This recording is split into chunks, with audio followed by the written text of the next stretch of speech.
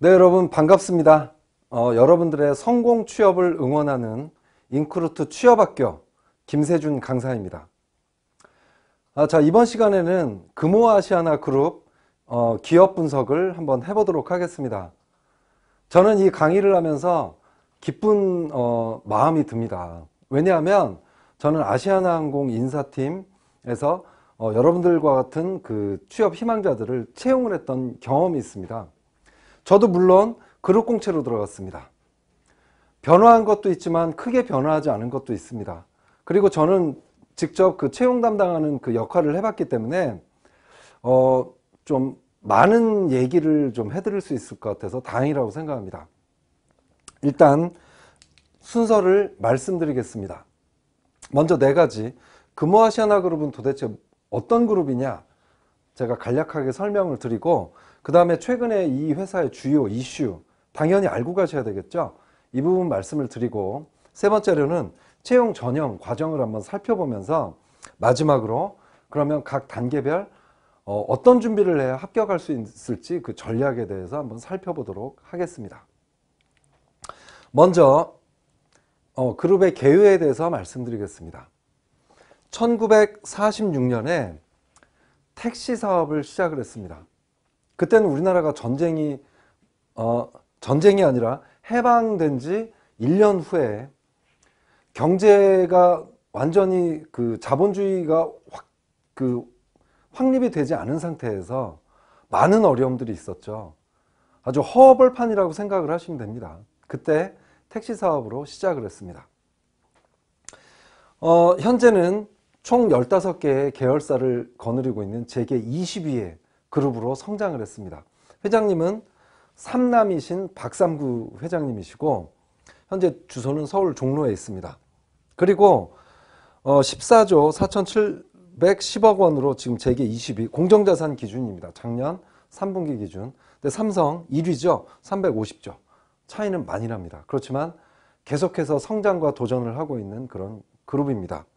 그리고 중요한 것은 지금 그 신문에 보시면 금호에 대해서 이렇게 뭐 긍정적이지 않은 기사들이 지금 많이 보이고 있을 텐데, 그거는 크게 신경 안 쓰셔도 됩니다. 최선을 다해서 해결을 하고 있는 부분들이고, 또 그런 것들이 하나의 기회가 돼서 기업이 성장하는데 하나의 원동력이 되기도 합니다. 그래서 우려보다는 하나의 기회다 이렇게 좀 생각을 하시고 도전을 하셨으면 좋겠습니다. 주요 연역을 보면 46년 4월 택시 사업을 개시를 통해서 하였고, 그 다음에 이 당시에 박인천 전 회장님께서 지금은 돌아가셨죠. 고 박인천 회장님께서 창업을 하셨는데 그때 나이로 47살입니다. 지금으로 치면 47살 그렇게 늦은 나이다라고 생각을 안 하시겠지만, 그 당시에 47살이면 지금으로 따지면 한 70세 할아버지라고 생각을 하시면 됩니다. 지금 평균 연령이 나이가 이제 우리나라 그 남성 같은 경우는 70대를 넘었는데, 그 당시에는 60세 그 회갑 그 자체가 굉장한 축복일 정도로 우리나라의 그 평균 연령이 낮았습니다. 근데 그럴 때 창업을 한 거죠. 그러면서 여기 보시면 현재 그 금호건설, 금호고속, 금호타이어 그런 그 회사의 전신 이름들이 나옵니다. 기억을 해두시고, 뭐 화학 이런 것들 전신의 그 이름들이 나오고, 1972년 10월에 금호실업이 설립을 되면서, 이 금호는 뭐냐면 창업주이신 박인천 회장님 호입니다. 이제 그 호를 통해서 회사가 설립되면서 그룹 체제로 전환을 하면서 그 이후에 다 그 회사들의 이름이 앞에 다 금호가 붙으면서 그룹사가 되었습니다. 그리고 금호그룹이 제2의 도약을 맡게 된 건 바로 1988년 2월에 아시아나항공을 설립하면서부터입니다. 이때 그룹의 성장에 날개를 달게 되었습니다. 그리고 90년 1월 국제선 첫 취항을 했고, 95년 4월 아주 중요한 역사적인 그 하나의 그 계기였는데, 뭐냐면 중국을 본격적으로 진출하기 시작을 했습니다. 지금이야 기업들이 좀 중국에 많이 진출해 있지만 그때는 불모지였습니다. 근데 그거를 금호의 제2대 회장이신 고 박성용 회장님이 추진을 하시면서 한중우호협회 회장을 맡기도 하였습니다. 중요한 역사적인 포인트입니다. 그리고 아주 중요한 역사가 나오죠. 2000년 6월 기억나실 거예요. 정상회담이 이루어졌습니다. 남북. 김대중 전 대통령, 지금 돌아가셨지만 김대중 전 대통령과 또 그 당시에 그 김정일 씨의 그 만남이 있었죠. 그러면서 아시아나항공이 직항으로 바로 휴전선을 넘어서 평양으로 들어갔습니다. 그래서 지금도 역사적인 순간에 꼭 이 장면이 나오죠. 두 분이 그 아시아나항공 앞에서 악수하는. 저도 그 당시에 아시아나항공 직원이었는데 너무나 뿌듯했습니다.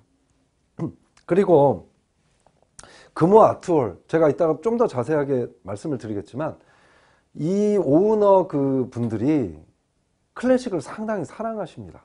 그래서 아트홀도 개관했고, 뒤에 쭉 보시면 2016년 에어서울이 뭐 국제선 첫 취항을 했는데, 에어서울은 그룹의 어떤 위기에 대한 돌파구로서 만들어진 하나의 또 하나의 도전입니다. 상당히 좀 중요합니다.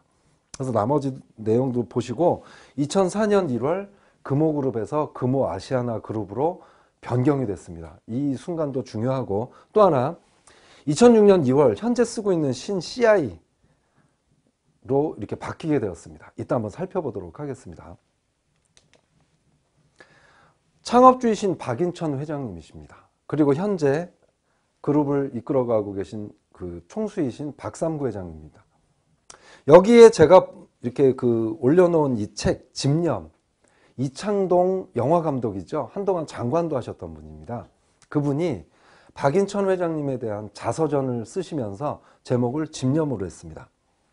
지금도 이 책이 서점에 있는지는 저도 잘 모르겠지만 도서관에는 다 있을 거예요. 근데 이 집념이라는 책을 읽어보면 금호그룹이 어떻게 그러니까 금호아시아나그룹이 어떻게 성장해 왔는지 잘 나와 있습니다.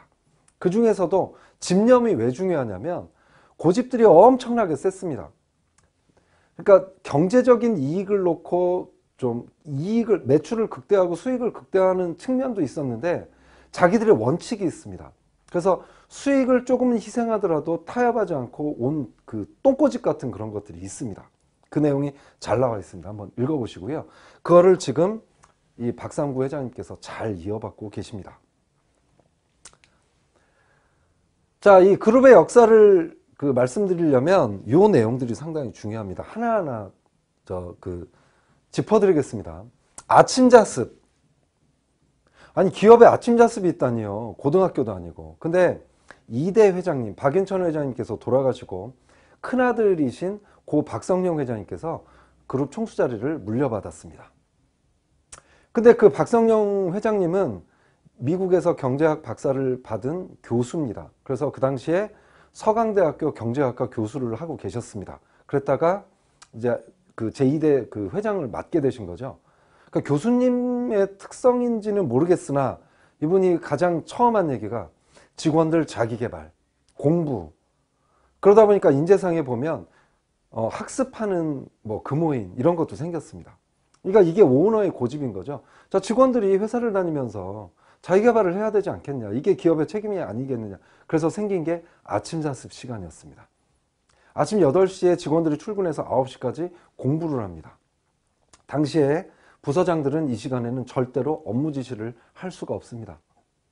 8시부터 9시 아주 아침에 중요한 시간에 매출을 위해서 어떤 근무를 좀 일을 할 수도 있지만 공부에 투자를 하게 했다. 아주 좀 그 당시에 혁신적이었고요. 그 다음에 금연. 특히 항공을 취항을 하면서 아시아나항공이 굉장한 어려움을 겪었습니다. 노선도 없었고, 그 다음에 그렇게 뭐 자금적으로 충분하지도 않았고, 그리고 제가 아까 분명히 똥꼬집이라고 말씀을 드렸죠. 뭐냐면 새 비행기만 고집했습니다. 돈이 얼마나 많이 들었겠습니까? 그래서 재정적으로 탄탄한 상황이 아닌 상황에서 시작을 했는데, 더 중요한 건 여러분들 제가 다음 강에서 자기소개서 강의를 드릴 텐데, 금호아시아나는 공기업처럼 윤리성을 강조하는 그런 항목이 있습니다. 뭐 개인적인 희생을 감수하고 보셨을 거예요. 근데 이게 굉장히 오랫동안 유지해온 항목입니다. 이게 뭐냐면 기업이 고객들을 위해서 뭔가를 해야 된다. 그때 생각해낸 게 비행기가 쾌적해야 된다. 그러면서 금연기를 선언을 했습니다. 여러분들은 지금은 상상은 못하시겠지만 그 당시에 1987년 뭐 이때 저희가 그 학생 때 이때는 교실, 극장, 버스, 백화점, 커피숍, 비행기 담배를 다 피셨습니다. 흡연석이 있었고요. 생각을 해보세요. 내 옆자리에 있는 사람이 담배를 피는 겁니다. 근데 그 담배를 못 피게 한 거죠. 이 얘기는 뭐냐면 비행기 안에서 난 담배를 꼭 펴야 되겠다 하는 사람들을 포기한 걸 수도 있습니다. 수익에 막대한 차질이 있는 거죠. 그렇지만 그럼에도 불구하고 수익을 포기해 가면서라도 고객들한테 우리는 쾌적한, 그러니까 그 경쟁사 대한항공에 비한 차별화로서 우리는 고객들을 건강을 생각하는, 그러니까 노선이나 이런 거에서는 좀 불리하지만 이런 면에서 우리는 질적으로 승부를 한번 보겠다 한 것이 바로 금연이었습니다. 게다가 여기서 한 발자국 더 나갔습니다. 비행기를 타시면 아마 선물을 하기 위해서 기내에서 아마 쇼핑을 하실 겁니다. 그 중에서 제일 잘 팔리는 게 뭔지 아십니까? 담배입니다. 담배 한 보루. 내가 이 친구의 선물을 안 사왔네. 비행기 안에서 아마 사실 거예요. 근데 담배 판매도 금지시켰습니다. 수익에 막대한 차질을 초래하는 거죠. 근데 담배도 담배를 못 피게 하는데 담배를 팔아서는 되겠냐 해서 그것까지 금지시켰습니다. 정말 똥꼬집들입니다. 직원들이 말리기도 했습니다. 하나 더, 고객들은 담배를 피게 하는데 직원들은 담배를 펴서야 되겠냐 해서 나온 게 그 직원들 담배 못 피게 한 겁니다. 그래서 금연 서약서도 쓰게 하고, 그래서 뭐 담배 피시던 직원들이 불평했겠죠. 그 당시에 회장님이 꼴초셨는데요. 내가 끊겠다 이렇게 해버리셨습니다. 하여튼 뭐 그런 일들이 있어. 그래서 금연 상당히 좀 중요하고 지금까지 계속 이어져 오고 있습니다. 그래서 담배 피시는 분보다 안 피시는 분이 좀 더 유리하실 거예요. 혹은 폈는데 안 피겠다 이런 것도 아마 유리하실 겁니다. 클래식을 사랑하셔서 영재지만 음악하는데 그 어려움이 있다. 금호에서 돈을 다 지원을 해줍니다. 그러면서 2대 회장이셨던 고 박성룡 회장님께서 예술의 전당 이사장까지 하셨습니다. 그리고 현재 그 박삼구 회장님께서는 클래식을 예찬하시는데 어떤 말씀까지 하시냐면, 나는 위기 상황에 처할 때마다 굉장히 진취적인 행진곡을 들으면서 결정을 내린다. 항상 나의 진취적인 결정의 그 밑바탕은 클래식이다라고 말씀을 하실 정도로 클래식에 대한 사랑이 굉장하십니다. 그 금호 본관에 가보면 클래식 연주회를 하는 그런 그 굉장한 그 수준 높은 시설이 되어 있는 그 연주 뭐라고 그러죠? 이렇게 예술의 전당 뭐 이런 것처럼 그런 곳까지 갖춰져 있습니다. 중국. 정말 우리나라 기업들 중에서 중국을 불모질 때 처음으로 수교가 완벽하게 이루어지지 않은 상태에서도 진출을 했습니다. 그러면서 중국에서 타이어, 건설, 고속버스 사업을 시작을 했습니다. 한류의 시작이었죠. 그 다음에 뭐 다른 기업들도 마찬가지겠지만 금호는 무수히 많은 위기들을 겪어왔습니다. 특히 아시아나항공 같은 경우는 항공사는 비행기 그 사고가 납니다. 제일 어려울 때 목포 사고가 났었고요. 그 다음에 대한항공에서 경쟁사를 좀 이렇게 타격을 주기 위해서 비행기 운임을 내렸습니다. 그 후발주자인 경우는 상당한 타격입니다. 근데 또 고집이 있습니다. 우리는 안 내리겠다. 왜냐?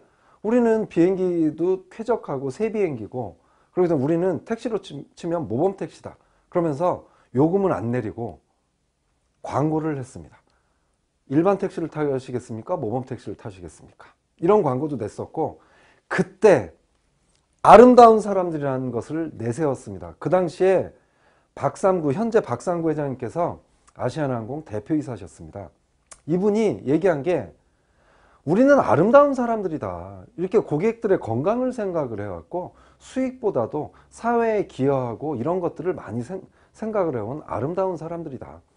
그리고 아름다운이란 이 캐치프레이즈는 아시아나항공에 굉장히 잘 어울린다 하면서 그분이 아름다운 사람들 아시아나항공 이런 것들을 스스로 생각내셔가지고요. 직원들을 설득하셨습니다.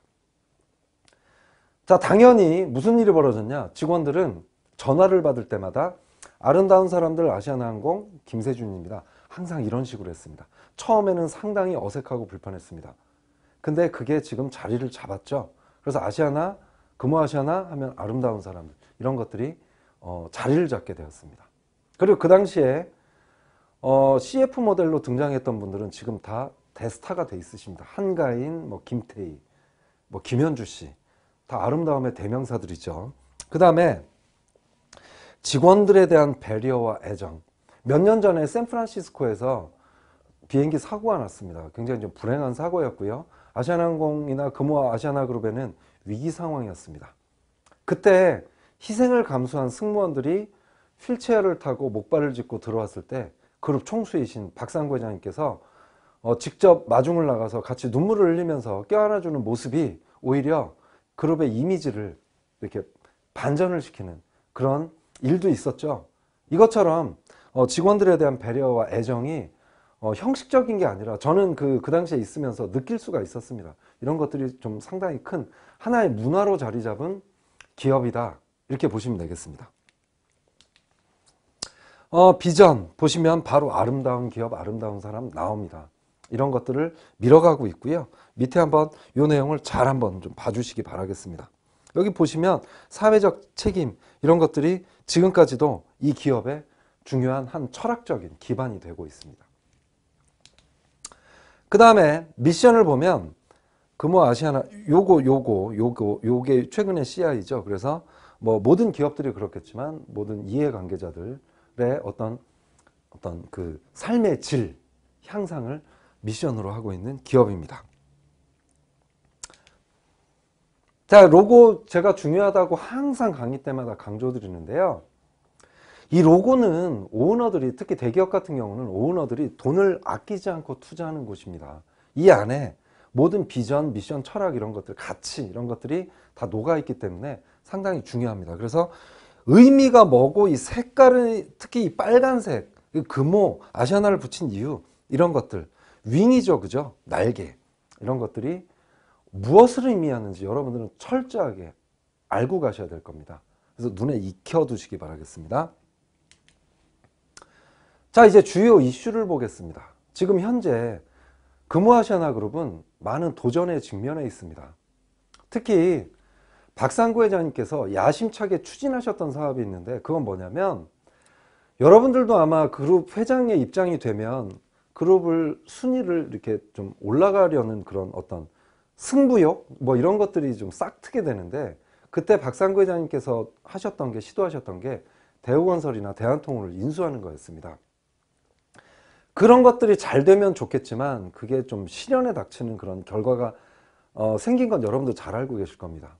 게다가 지금 금호아시아나 그룹을 아시아나항공이라는 그 항공사업을 시작하기 전에 금호아시아나 그룹의 주축이 됐던 회사는 금호타이어였습니다. 근데 요즘 여러 가지 어려움들이 있습니다. 그래서 이 회장님께서 금호타이어만큼은 지키기 위해서 총력전을 지금 벌이고 계십니다. 그룹의 구성원이 될 사람이라 그러면 이 의미에 대해서 굉장히 잘 알아야 됩니다. 근데 지금 중국하고 싸우고 있습니다. 중국 기업. 지금 금호타이어뿐만 아니라 우리나라는 중국에 있는 기업들과 엄청난 경쟁을 벌여야 됩니다.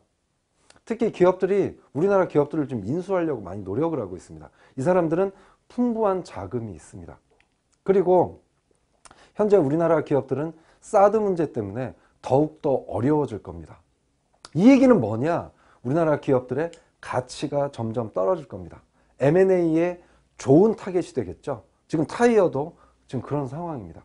총력전을 지금 펼쳐서 확보를 하려고 지금 회장님께서 그룹 재건의 꿈이다라고까지 표현하시면서 이렇게 인수전에 나섰습니다. 중요하고요. 다행히도 지키려고 그러면 돈이 필요하겠죠. 근데 이러한 일이 있었습니다. 다행입니다. 이 내용 잘 한번 보시기 바라겠습니다. 또 하나, 이게 지금 아시아나항공의 3년 동안의 주가 추이입니다. 15년도 이때 돼서 이렇게 쭉 올라갔다가 지금 어떤 상황입니까? 지금 거의 내리막, 뭐, 이런 상황이죠. 항공사는, 여행이라는 곳이기 때문에 뭐 중국 이런 어떤 정치적인 환경에 영향을 많이 받게 되는데, 여행을 갈 수 없는 상황, 사드, 뭐 이것뿐만 아니라 뭐 메르스, 뭐 세월호, 이런 어떤 그 상황이 올 때마다 타격을 받는 업종 중에 하나입니다. 그러다 보니까 지금 여러 가지 어려움이 있는데, 이 아시아나항공의 어려움은 그룹 전체에 영향을 미칩니다. 그러다 보니까 그룹에서는 승부수를 띄웠죠. 그게 뭐죠? 에어서울입니다. 근데 다행히도 잘 된다는 뉴스를 보고 저도 좀 다행이라고 생각을 합니다. 저는 그 아시아나 지금 현재 직원은 아니지만 아직도 애정을 많이 가지고 있죠. 그래서 그 탑승률이 90%까지 끌어올려지고 있다. 좋은 뉴스입니다. 그래서 여러분들이 특히 그 중에서도 윤리성이 강하면서도 도전 정신이 강하면서 이 오너의 어떤 지금 마음을 잘 이해하는 사람들이 이 강의를 듣고 있다 그러면 무조건 합격해 주시기 바라겠습니다. 그래서 이 어려움을 같이 좀 타개하는데 같이 함께 좀 힘을 쓰시고 기여해 주셨으면 좋겠습니다. 그게 바로 선배로서 바라는 마음입니다. 자, 한번 채용 전형을 보겠습니다. 그 아까 15개의 계열사들이 다양한 직무에서 이렇게 뽑고 있습니다. 특히 인문상경계 요즘 취업이 어렵다고 하는데 다행히도 많이 보이죠. 그죠? 특히 여러분들은 좀 영업 쪽이나 공항 서비스 이런 쪽, 관리직보다도 이쪽에 더 많이 지원을 하셔야 됩니다. 이쪽에서 훨씬 더 많이 뽑기도 하고, 저 같은 경우도 인사팀에 있었지만 처음에 1년 동안은 영업부서에서 일했습니다. 그리고 면접에 가면 아마 그렇게 제안을 할지도 모릅니다. 그리고 회사가 위기인 상황은 영업이 잘 돼야 됩니다. 그래서 영업에 있다가 저는 1년 후에 인사팀에 갔습니다. 인사팀에 간 이유는 포부나 계획 얘기할 때 저는 분명히 얘기를 했습니다. 그랬더니 그 인사팀에서 아마 면접에서 지원자들이 한 얘기가 관리가 되고 있었다는 증거죠. 1년 후에 전화가 와서 무슨 얘기를 했냐면 아직도 인사팀 희망하냐 이렇게 물었습니다. 그래서 저는 오케이 해가지고 갔습니다. 다양한 직무에서 이렇게 뽑는다는 거 하고요. 그 다음에 전형 절차를 보면 일반적인 대기업하고 똑같습니다. 그리고 서류 전형이 있는데 여전히 좀 스펙을 봅니다. 아직 탈스펙은 이루어져 있지 않습니다. 그 대신 그렇다고 해서 모든 걸 스펙으로 본다고 생각을 하지 마시고요. 자기소개서 스펙 이런 것들이 합산이 됩니다. 적극적으로 좀 지원을 하시고, 두 번째, 직무적성 검사가 다른 기업에 비해서 상당히 좀 어렵습니다. 다양한 과목을 보고요. 특히 한자 시험이 있습니다. 영어 시험도 있고, 그래서 이거를 지금 그 시험이 4월 22일 얼마 남지 않았습니다. 여러분들은 지금 전략이 뭐냐면 짧은 시간 안에 고득점을 맞는 작전으로 이제 변경하셔야 됩니다. 그 부분을 좀 말씀을 드리고, 1차 면접은 역량 및 집단 토의. 역량 제가 좀 자세하게 설명드릴 건데, 집단 토의는 아마 잘 아실 거예요. 토론과 토의 뭐가 다르죠? 토론은 이미 내가 어떤 생각을 할 수 있게 내 답이 있는 상태에서 논리적인 찬성 반대를 얘기하는 것이라고 그러면, 토의는 내가 답이 없는 상태에서 어떤 아이디어를 브레인스토밍 방식을 통해서 하는 걸 그 토의 면접이라고 하죠. 토의 면접은 여러분들이 그 브레인스토밍이라고 제가 좀 전에 말씀을 드렸는데, 브레인스토밍 방식을 잘 알고 가셔야 됩니다. 토의는 다른 사람이 한 얘기를 비판하거나 그거에 대해서 어떤 그 의견을 제시하지 않습니다. 다 인정하는 겁니다. 그러면서 서기 하나가 그걸 다 적습니다. 모든 아이디어가 다 중요하다라는 그 생각이 그 브레인스토밍의 하나의 그 출발입니다. 그래서 그 방식 익혀두시면 충분히 하실 거고요. 2차 인성면접, 건강검진, 최종 합격.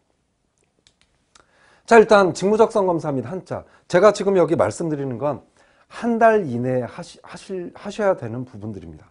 자, 일단 언어 보면 주제찾기, 문단별, 접속사, 괄호넣기, 일치불일치, 유추가 나오는데, 이 중에서 일치불일치, 유추 이런 것들, 뭐 또 어휘 같은 것도 있죠. 이거는 단기간에 점수를 올릴 수 있는 부분이 아닙니다. 많이 사설이나 이런 것들을 많이 읽은 사람들은 이런 거 금방금방 푸는데 그런 게 안 돼 있는 분들은 이쪽으로 좀 하셨으면 좋겠습니다. 이거는 단기간에 문제 유형을 통해서 점수 올릴 수 있는 부분들입니다. 근데 이전부터 나는 사설 읽기가 계속 돼왔다 그런 분들은 다 같이 기출문제 중심으로 이제는 좀 문제를 좀 많이 풀어보는 방식으로 하셔야 되겠죠. 두 번째, 수리, 응용계산 자료해석인데 요즘은 이쪽으로 지금 더 그 문제 분량이 좀 높아지고 있습니다. 그래서 자료해석. 자료해석은 뭐죠? 수독해입니다. 복잡하죠. 그래서 이거는 자료해석은 뭐냐면 여러분들이 그 여기에 있는 문제들을 다 보시면 사실 여러분들한테 2박 3일 정도 시간을 주면 다 풀 수 있는 문제 수준이에요. 왜냐? 중고등학교 때 그 문제들입니다. 다만 난이도를 어떻게 높이죠? 두 가지 방식이 있죠. 시간을 짧게 하거나 지문을 길게 하거나. 그래서 이제 여러분들은 초를 재가면서 문제를 푸는 단계가 되셔야 됩니다. 특히 자료 해석 시간은 엄청나게 걸립니다. 세 번째, 추리, 3단 논법 상황 해석. 이거는 거의 문제 유형이 정해져 있습니다. 그래서 추리는 한 달 지금부터 시작하셔도 100점 만점 맞으실 수 있습니다. 그래서 문제 많이 풀어보시고, 사무지각. 이것이 보통 보셨을 거예요. 문자를 하나를 주고 뭐 같은 걸 찾아라. 빠른 시간 안에 찾는 거죠. 정확성, 집중력, 순발력 이런 것들을 판단하는 그런 문제입니다. 보통 은행에서 많이 보는데 여기서도 봅니다. 그러니까 이것도 문제를 좀 많이 풀어보시고 시간 안에 풀 수 있도록 하시고, 분석 판단. 이거는 다른 기업에 없는 과목입니다. 이거 기출문제를 보시면 충분히 푸실 수 있는 거예요. 주로 이거거든요. 다음 중 참거짓을 판별할 수 있는 게 무엇이냐. 예를 들면 이런 거죠. 1 더하기는 2이다. 이거 참거짓 판별할 수 있어요? 있죠, 그죠? 근데 혹시 요즘 경제가 어렵다. 이거 명확하게 참거짓 판별하기가 좀 어렵습니다. 이런 것들 골라내는 문제들도 나오고 뭐 여러 가지 나오는데 문제 유형만 익히면 충분히 이것도 100점 만점. 지금이라도 단기간에 100점 맞을 수 있는 과목입니다. 상황 판단. 실제 업무와 관련된 딜레마 상황인데 안타깝게도 서점에 가보시면 이 과목에 대한 정답 및 해설이 없습니다. 그래서 여러분들은 이거는 조심하셔야 될 게 모든 보기에 각각 점수가 다릅니다. 어떤 경우는 마이너스 10점짜리도 있습니다. 그래서 이건 함부로 찍으시면 안 됩니다. 그래서 이거는 현재 직장에 다니시고 있는 분들한테 물어보세요. 이거 관련돼서 저도 뭐 강의를 할 수 있는 기회가 있으면 참 좋겠는데 어쨌든 이거는 직장에 다니시는 분들이 정답에 근접한 답변을 줄 수가 있습니다. 반드시 만나보셔야 됩니다.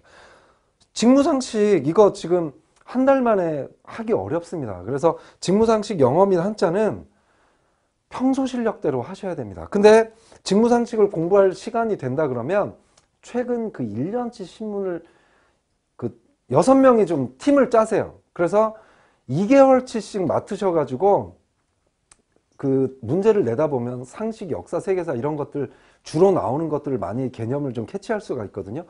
그 중에서 분명히 세뇌 문제 나옵니다. 세뇌 문제를 더 맞추는 게 주요 상식 이런 거의 전략입니다. 영어 및 한자는 그냥 평상시 실력대로 점수가 나옵니다. 넘어가겠습니다. 자, 역량 면접 뭐죠? 핵심만 말씀드릴게요. 여러분들 자기소개서 있죠? 자기소개서 쓰시다 보면 분명히 결론 부분에 성과를 쓰셨을 거예요. 내가 윤리적으로 행동하다 보니까 이런 성과가 생겼다. 학점이 올랐다. 토익이 올랐다. 이런 상을 받았다.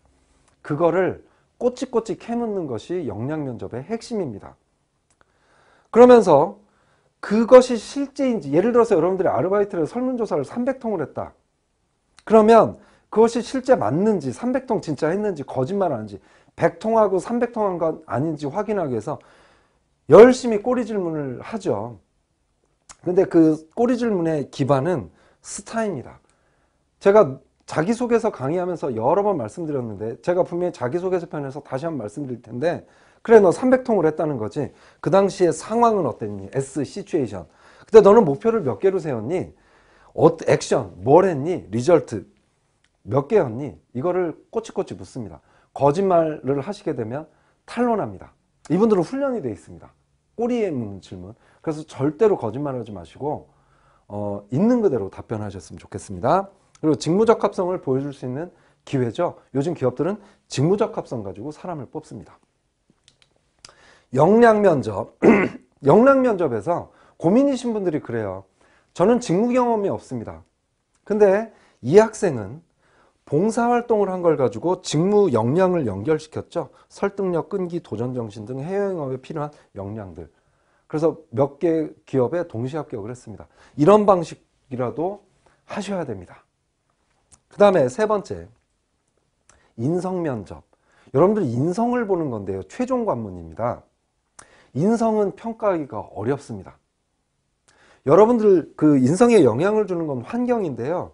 가장 큰 영향을 주는 건 습관입니다. 여러분들은 지금 습관대로 살고 있습니다.